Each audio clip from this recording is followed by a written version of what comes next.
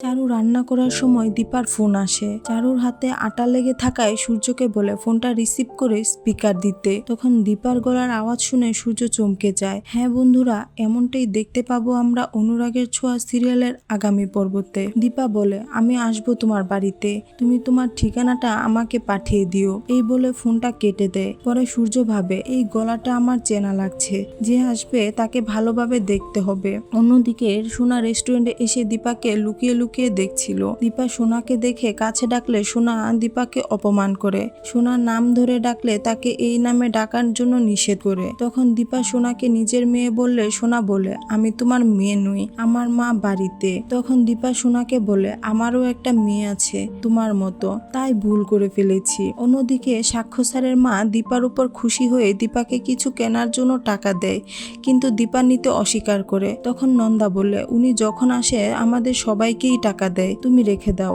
তারপর সূর্য আসে দীপার সাথে দেখা করতে, কিন্তু এসে দেখে রেস্টুরেন্ট বন্ধ হয়ে গেছে। তো বন্ধুরা, সকল সিরিয়ালের সকল আপডেট আগে পেতে আমাদের চ্যানেলটি এখনই সাবস্ক্রাইব করে পাশে থাকুন। ধন্যবাদ।